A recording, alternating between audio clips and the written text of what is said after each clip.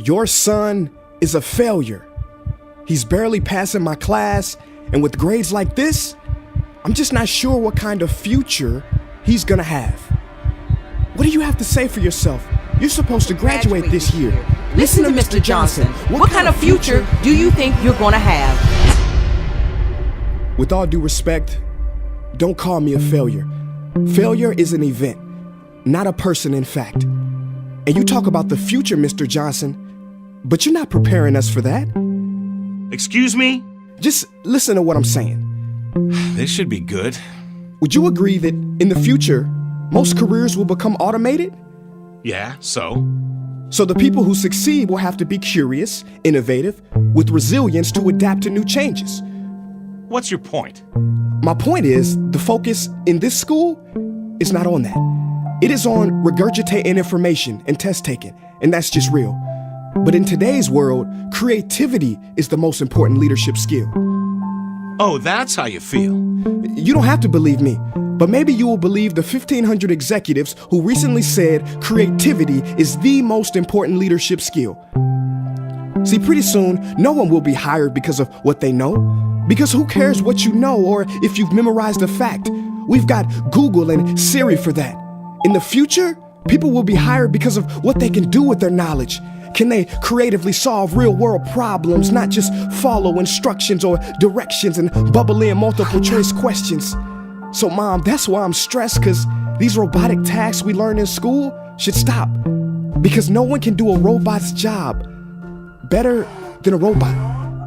Billionaire founder of Alibaba, Jack Ma, said that we should not compete with artificial intelligence, but instead focus on developing unique human intelligence. Mr. Johnson, drills are for teeth, not the human mind. So these repetitive knowledge-based tasks we must leave behind. Or in the future, you're gonna find a lot of people graduating out of your class right into the unemployment line. See, many top companies today don't look at grades. Mom, that old way is expiring.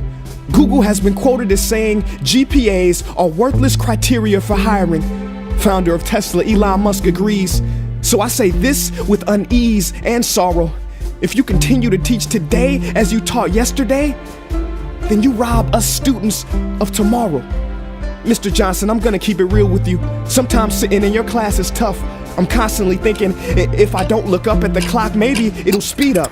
So I listen to you do my work and pay attention, feeling like an hour had to have gone by, but it was only 3 minutes.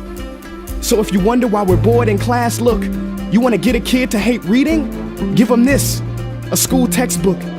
And some people think it's our fault, and that hurts me.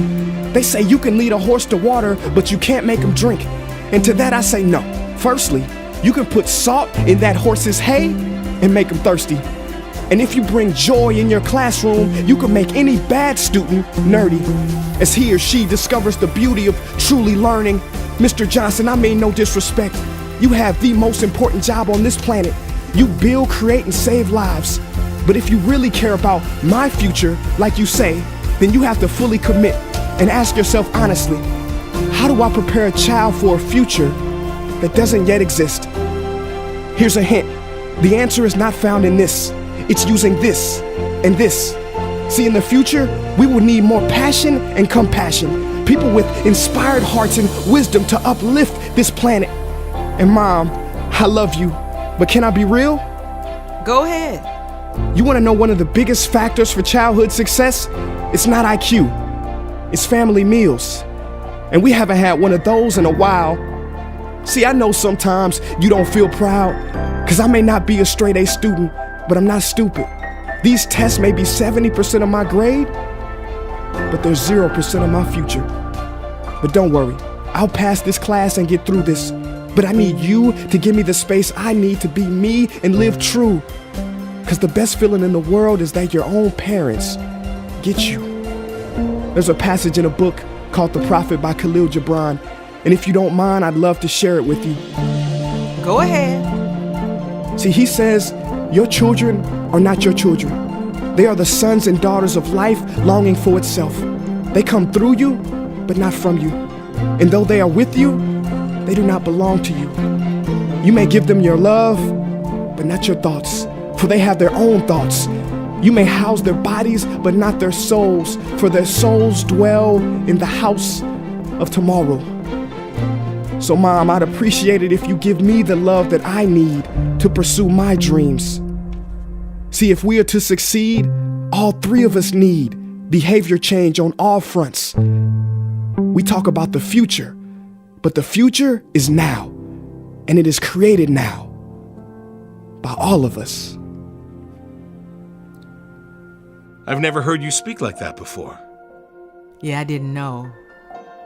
But I'm going to reach out to administration and try to change some things. You have my word.